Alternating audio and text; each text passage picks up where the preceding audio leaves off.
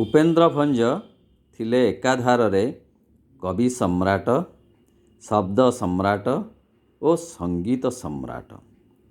ତାଙ୍କୁ କବି ସମ୍ରାଟ ଉପାଧି କୌଣସି ରାଜଦରବାରରୁ ମିଳିନଥିଲା, ମିଳିଥିଲା ଉତ୍କଳୀୟ ପାଠକମାନଙ୍କ ଠାରୁ।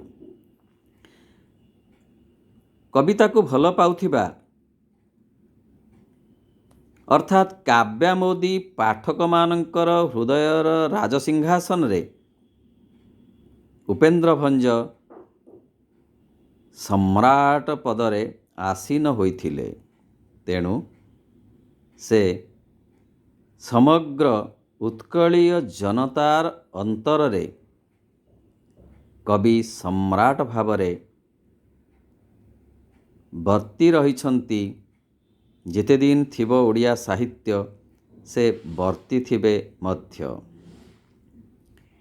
ଯାହାଙ୍କ ପାଇଁ ଉତ୍କଳ ଦୀପିକାର ସମ୍ପାଦକ ସେଦିନ କହିଥିଲେ, ଧନ୍ୟ ସେହୁ ଉପଇନ୍ଦ୍ର କବି ଚୂଡ଼ାମଣି, କବିତାରେ ଖଞ୍ଜିଛନ୍ତି ସୂର୍ଯ୍ୟ ଚନ୍ଦ୍ର ଆଣି। କବି ସମ୍ରାଟ ଉପେନ୍ଦ୍ର ଭଞ୍ଜଙ୍କର କବିତ୍ୱରେ ଅନୁପମ ଆକର୍ଷଣୀ ଶକ୍ତି ଅଛି।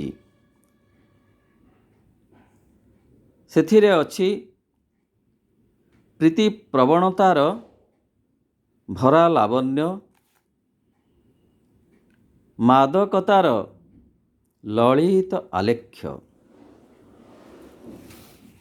ଭଞ୍ଜକବି ପ୍ରୀତିର ପୂଜାରୀ। ପ୍ରତ୍ୟେକଟି କବିତା ତାଙ୍କର ପ୍ରୀତିର ପୂଜା ପାଇଁ ଏକ ଏକ ପୂଜା ଫୁଲ। ଆଜି ଆମେ ତାଙ୍କର ସଙ୍ଗୀତ ସମ୍ପର୍କରେ କିଛି ଆଲୋଚନା କରିବା। ତାଙ୍କ ସଙ୍ଗୀତ ପ୍ରାୟତଃ ଶୃଙ୍ଗାର ରସରେ ଚାରିତ, ପୁଣି କେତେବେଳେ ମଧୁର ରସସିକ୍ତ ମଧ୍ୟ। ଗଭୀର ଭାବର ଅନୁଭବ ସେଥିରେ ପ୍ରତିଭାତ ହୁଏ। ଶ୍ରୀକୃଷ୍ଣ ଲୀଳାମୂଳକ ସେହି ସଙ୍ଗୀତଟିରେ ଶ୍ରୀକୃଷ୍ଣଙ୍କର ମାନବାୟିତ ରୂପ ଅଭିବ୍ୟକ୍ତ ଏବଂ ଶ୍ରୀରାଧାଙ୍କର ତାଙ୍କୁ ପରିଚର୍ଯ୍ୟା କରିବାର ଯେଉଁ ଅନୁପମ ମାନସିକତା ତାହା ମଧ୍ୟ ଉପସ୍ଥାପିତ।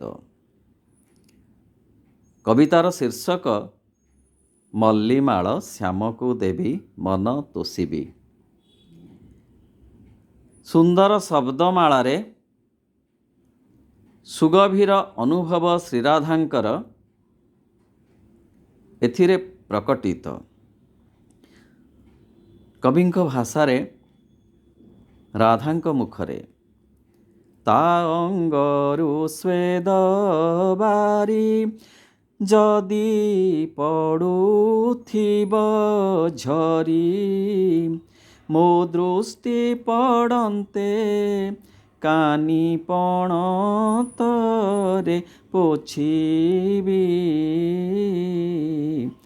ମଲ୍ଲିମାଳ ଶ୍ୟାମକୁ ଦେବି ମନ ତୋଷିବି, ମଲ୍ଲିମାଳ ଶ୍ୟାମକୁ ଦେବି। ଅନ୍ୟ ଏକ ସଙ୍ଗୀତରେ ଏକ ଲୌକିକ ସ୍ତରର ନାୟିକାର ଲାବଣ୍ୟମୟୀ ରୂପର ଚିତ୍ର ଅଙ୍କିତ।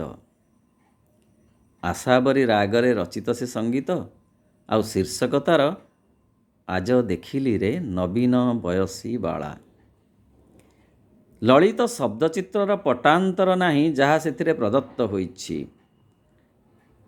କାଖରେ କଳସୀ ଧରି ଚାଲି ଯାଉଥିବା ବାଳାର ଅଳସୀ ଭଙ୍ଗୀ କବିଙ୍କୁ ମନ୍ତ୍ରମୁଗ୍ଧ କରିଛି। ମନେ ହୁଏ କବିଙ୍କର ସୁମଧୁର ଭାବ ବିଭବ ସତେ ଅବା କାଶତଣ୍ଡି ଫୁଲ ପରି ଅଜାଡ଼ି ହୋଇ ପଡ଼ିଛି।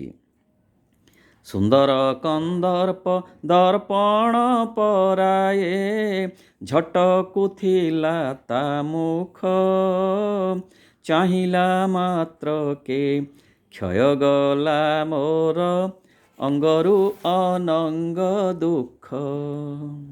ଯେନ ତେନ ପ୍ରକାର ଯେକୌଣସି ଉପାୟରେ ଯେ ବାଳାକୁ ପ୍ରାପ୍ତ କରିବେ ଏକଥା ସେ ଇଚ୍ଛା କରିନାହାନ୍ତି, ବରଂ ଶିବ ସେବା କରିବା କଥା ଉଲ୍ଲେଖ କରିଛନ୍ତି। ଉଲ୍ଲେଖ କରିଛନ୍ତି ଅର୍ଥାତ୍ ସେ କବିତାର ନାୟକ ଉଲ୍ଲେଖ କରିଛି। ଆମ ସଂସ୍କୃତିରେ ତପସ୍ୟା ବରଣ ବିଭୂଷରଣ ଶ୍ରେୟ ବସ୍ତୁ ପ୍ରାପ୍ତି ପାଇଁ ଅପରିହାର୍ଯ୍ୟ। କାରଣ ଭାରତୀୟ ସଂସ୍କୃତି ହେଉଛି ତ୍ୟାଗ ଓ ତପସ୍ୟାର ସଂସ୍କୃତି। ଏକନିଷ୍ଠ ତପସ୍ୟା ବ୍ୟତୀତ କୌଣସି ଯଥାର୍ଥ କାର୍ଯ୍ୟ ଏଠାରେ ସମାପିତ ହୁଏ ନାହିଁ।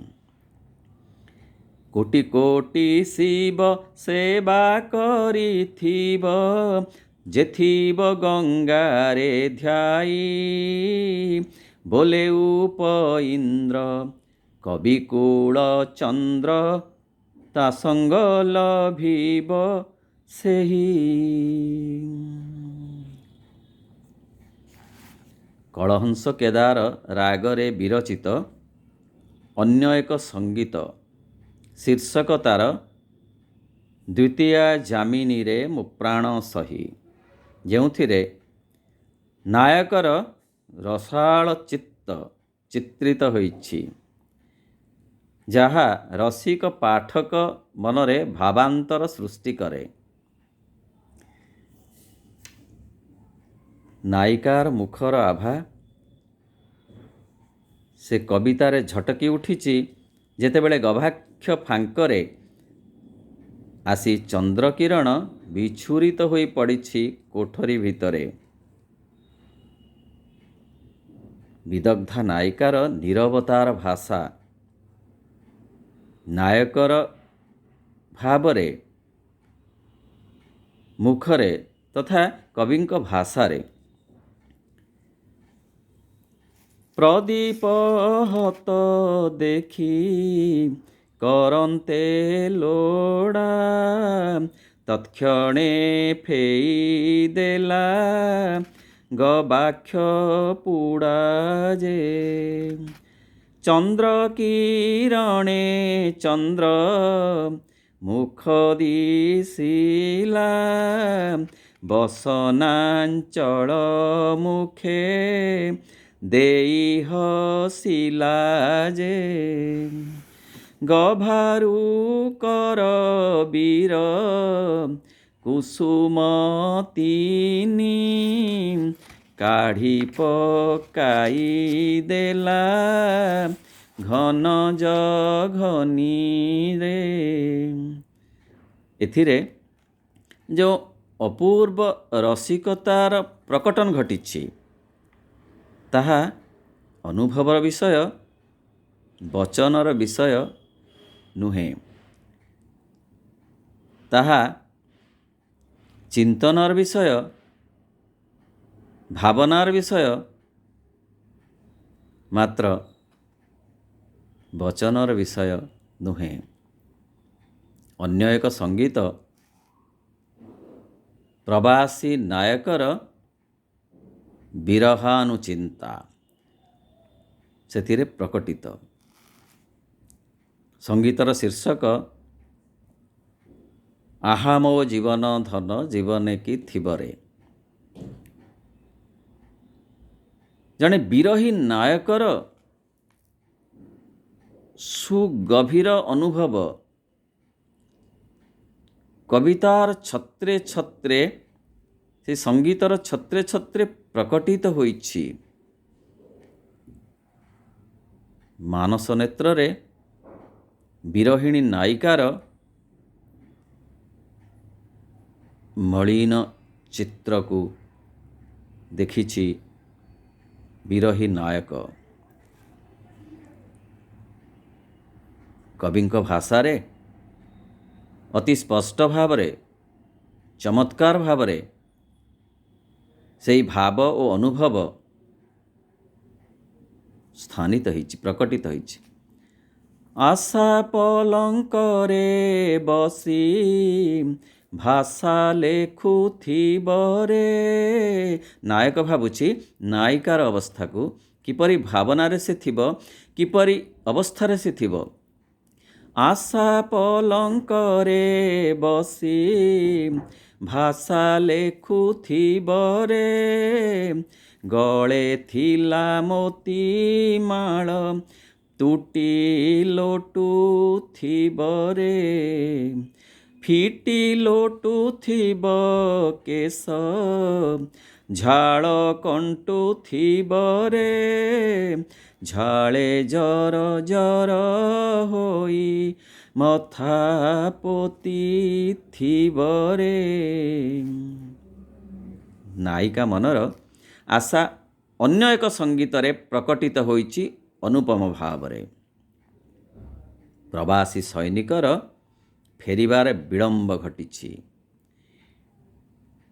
ମନ ଦୁଃଖରେ ବସିଛି ନାୟିକା, ଆକାଶରେ ଘନକୃଷ୍ଣ ମେଘମାଳା। ମେଘ ଆଗରେ କାଳିଦାସଙ୍କ ଯକ୍ଷ ପରି ମନର ଦୁଃଖକୁ କହିଛି ନାୟିକା, ଆଉ ଦୂତ କରି ପଠାଇଛି ନାୟକ ପାଖକୁ। ରମଣୀ ରତନ ମେଘକୁ ଚାହିଁ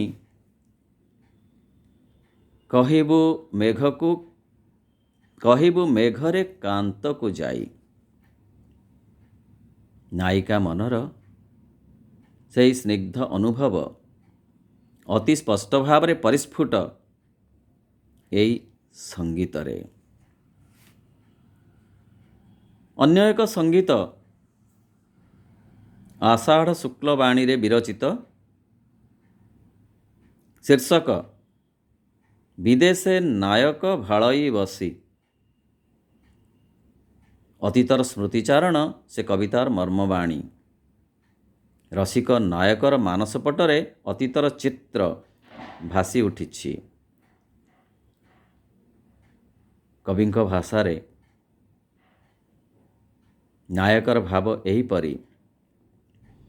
ଦିନେ ହୋଇଥିଲା ଘୋର ବରଷା, ବୋଇଲି ବାନ୍ଧବୀ ଖେଳିବା ପଶା, ପଶା ଖେଳ ମୋତେ ଆସଇ ନାହିଁ, ଦାନ ପଡ଼ିଲେ ସାର ନେବି ବାହି, ସେ ଚତୁରୀ ବାଳି ସାର ବାଛିନେଲା ହଳଦୀ କାଳି।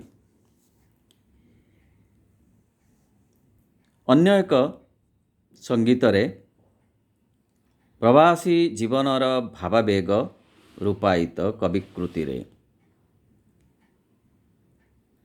କାମୋଦି ରାଗରେ ରଚିତ ସଙ୍ଗୀତର ଶୀର୍ଷକ କାନ୍ତ ବିନା ଦିବା ରଜନୀ ସଜନୀ, କୋଟି ଯୁଗ ସମ ହେଲାଟିରେ।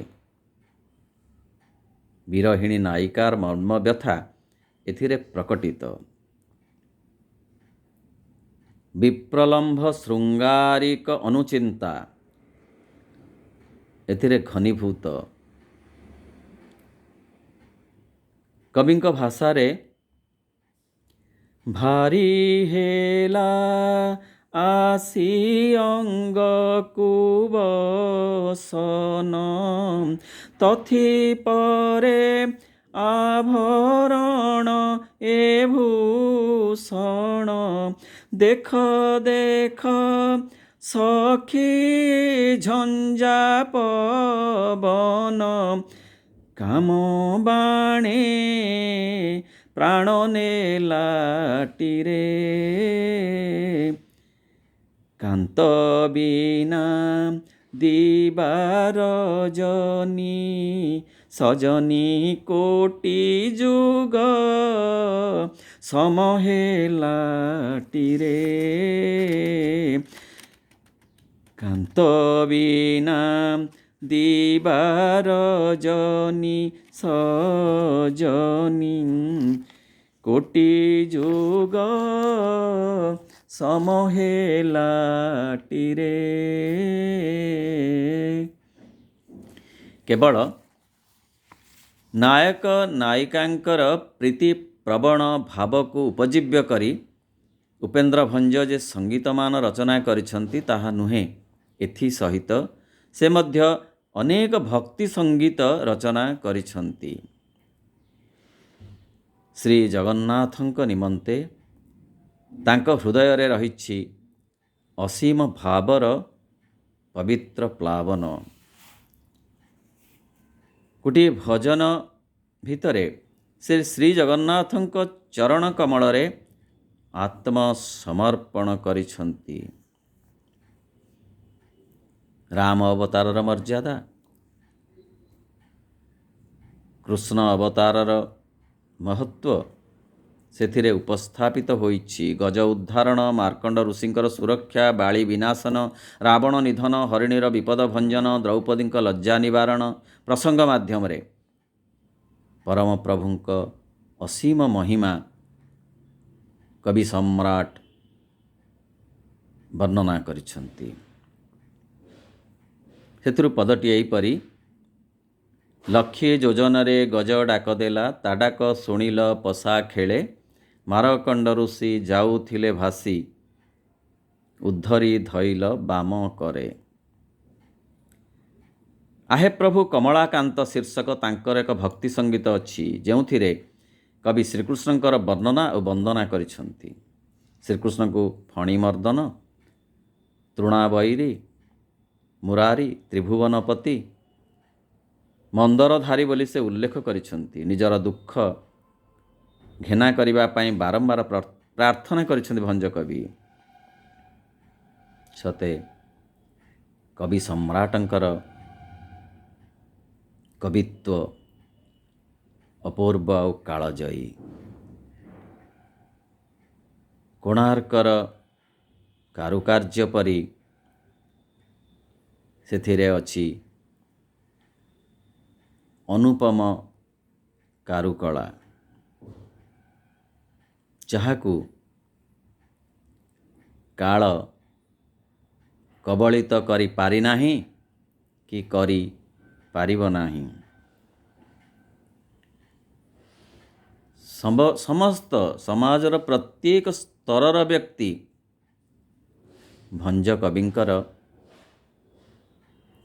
କବିତ୍ୱ ପ୍ରତି ଆକର୍ଷିତ, ତାଙ୍କ ସଙ୍ଗୀତ ପ୍ରତି ଅନୁରକ୍ତ। ସେ ସଙ୍ଗୀତ କାନରେ ପଡ଼ିଲେ ପ୍ରତ୍ୟେକ ଓଡ଼ିଆ ଉଲ୍ଲସିତ ହୁଅନ୍ତି, ଅଭିଭୂତ ହୁଅନ୍ତି। ମନେ ପଡ଼େ ଉତ୍କଳମଣି ଗୋପବନ୍ଧୁଙ୍କର ଉକ୍ତିଟିଏ କବି ସମ୍ରାଟ ଉପେନ୍ଦ୍ର ଭଞ୍ଜଙ୍କ ମହିମାଗାନ ନିମନ୍ତେ: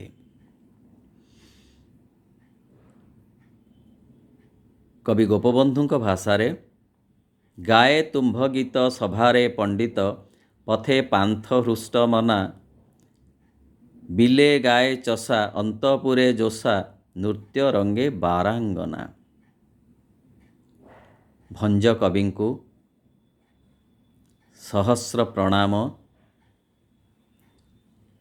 ସେ ମରଦେହରେ ନଥିଲେ ମଧ୍ୟ ଯଶ ଦେହରେ ଅମର ହୋଇ ରହିଛନ୍ତି ଏବଂ ଯେତେଦିନ ପର୍ଯ୍ୟନ୍ତ ଓଡ଼ିଆ ସାହିତ୍ୟ ଥିବ ସେତେଦିନ ପର୍ଯ୍ୟନ୍ତ ସେ ଅମର ହୋଇ ରହିଥିବେ, ଏଥିରେ ସନ୍ଦେହର ଅବକାଶ ନାହିଁ।